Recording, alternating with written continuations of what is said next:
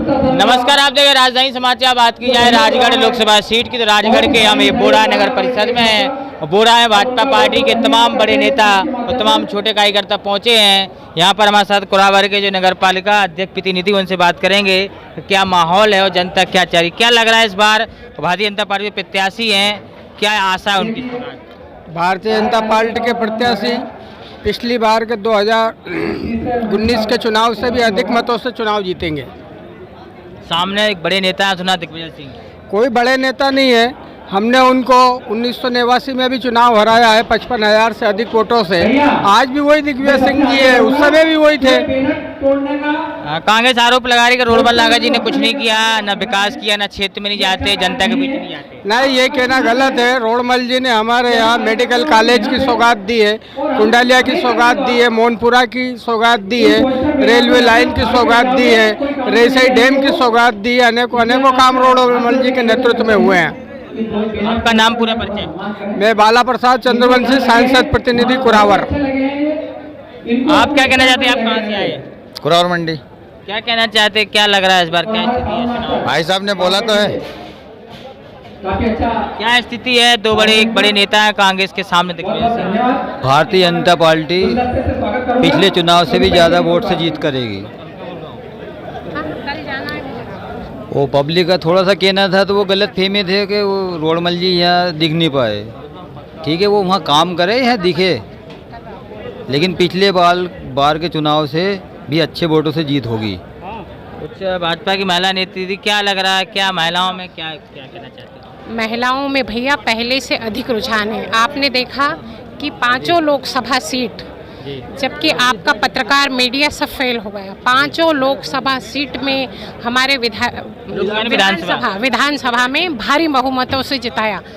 आपका मीडिया उस टाइम भी फेल रहा और अब भी मैं कहती हूँ कि भारतीय जनता पार्टी महिला शक्ति, युवा शक्ति और किसान शक्ति हमारी सारी मोदी जी के साथ हैं। लाडली बहना भी साथ हैं। पहले 4,41,000 से जीते थे, अब मैं कहती हूँ कि अब 5,41,000 से ऊपर का है, क्योंकि दिग्विजय सिंह की छवि बिल्कुल ख़राब है। 35 साल बाद वो बिल में से बाहर निकल के आए हैं और वो क्या बोल रहे हैं, क्या कह रहे हैं, उन्हें नहीं पता है। जब उन्हें धर्म के नाम पर ही कुछ नहीं पता, हिंदू धर्म को वो पहचानते नहीं हैं। राम मंदिर का उन्होंने न्योता ठुकरा दिया है। राम मंदिर के लिए उन्होंने 400 पेंच का कि राम मंदिर ही नहीं था, यहाँ तो एक गुब्बारा था। मतलब उनको कुछ नहीं पता धर्म के बारे में भी। इसलिए मैं कहती हूँ कि भाजपा भारी बहुमत से जीतेगी। अब की बार 400 पार और कांग्रेस का खात्मा, चंड मुंड का संहार हो गया। भाई साहब भी हमारे साथ। भाई साहब, क्या कहना चाहते हैं? आप लगातार जुड़े हैं राजगढ़ लोकसभा में, क्या माहौल है इस बार? कांग्रेस बड़ी जोर और बड़ी उम्मीद के साथ इस बार उतरी है यहाँ। देखिए, कांग्रेस में कोई जोर है नहीं। कांग्रेस तो एक मरे हुए पक्षी की तरह हो गई जी। मैं बता दूं आपको, कांग्रेस की हालत कभी नहीं हुई थी ऐसी। सबसे पहली पार्टी है ऐसी पुरानी पार्टी। मैं आपके माध्यम से बताना चाहता हूँ कि नई दिल्ली सीट में वो वोट किसको देंगे जहाँ पे उनका वोट है? राहुल जी का, सोनिया जी का, प्रियंका जी का, इनका वोट है नई दिल्ली क्षेत्र में। ठीक है, वहाँ उनने अपना उम्मीदवार ही खड़ा नहीं किया। इतनी कमज़ोर हो गई कांग्रेस। वो वोट किसको देंगे जब वो राष्ट्रीय नेतृत्व उनका दूसरे किसी और को वोट देंगे? अपनी पार्टी के लिए वोट नहीं करने की स्थिति में तो फिर लोग क्यों वोट दें उनको? राजगढ़ का माहौल बताएं अब तो। राजगढ़ में क्या है? ईमानदारी राजगढ़ में ये है, राजगढ़ तो बीजेपी का गढ़ है।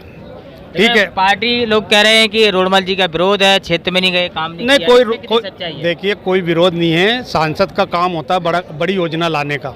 उसके लिए उनको क्या है, 6 महीने तो पार्लियामेंट में रहना पड़ता है, यहाँ की समस्या बताना, वहाँ की कार्रवाई सुनना। उसके बाद में 3 महीने वो समिति में थे, तो समिति में जो बैठकें होती है, उसके बाद उनके बाद कम समय बचा।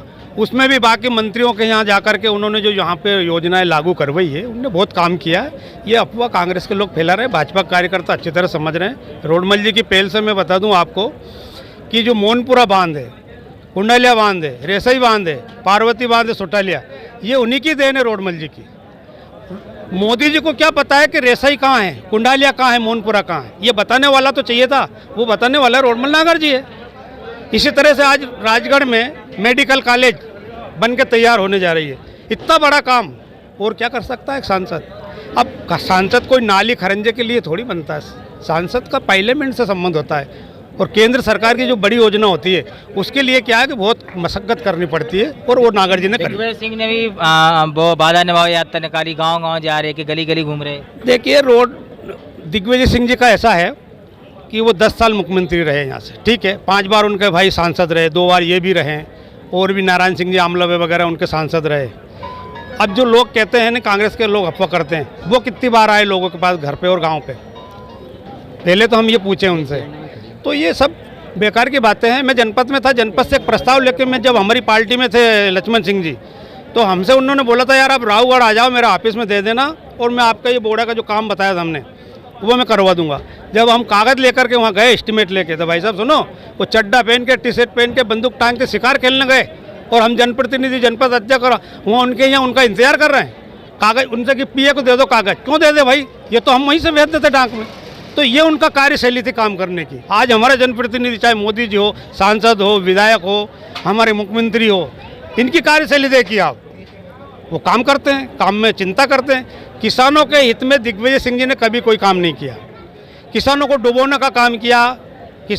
बोड़ा बराबर की बात बताऊं मैं, अभी मैंने मन से बोली थी ये बात, मैं यहाँ का किसान हूँ, एक उन्नत किसान हूँ, किसान मोर्चे का जिला अध्यक्ष रहा हूँ। मेरी पीड़ा है ये कि जब दिग्विजय सिंह जी मुख्यमंत्री थे, यहाँ से उनके विधायक थे, मंडी अध्यक्ष भी उनकी थी एक महिला, ठीक है, उनने उनका पावर का दुरुपयोग करके और यहाँ की मंडी खत्म कर दी। अगर आज यहाँ मंडी होती तो बोड़ा का हिमाल मजदूर, यहाँ के छोटे व्यापारी सब फर्स्ट क्लास होते, अच्छे पैसे वाले हो जाते। आज बोड़ा की हालत खराब कर दी उनने। इसलिए मैं तो बोड़ा की जनता और बोड़ा क्षेत्र की जनता से अपील करना चाहता हूँ कि कांग्रेस वाले आए तो उनसे कहना वोट लेने का तुम्हें कोई अधिकार नहीं है, जाइए और हम वोट भाजपा को देंगे, भाजपा के साथ है। हम पूरा परिचय देवी सिंह रुहेला, पूर्व जिला अध्यक्ष किसान मोर्चा। आपने मेरी वीडियो भी ली थी, देख सकते रोहेला जी भी लगातार मैदान में जुड़े हैं। आसानी न्यूज़ की रिपोर्ट बोड़ा जनसभा से Rajgarh Lok Sabha. Subscribe now and press the bell icon. Never miss an update.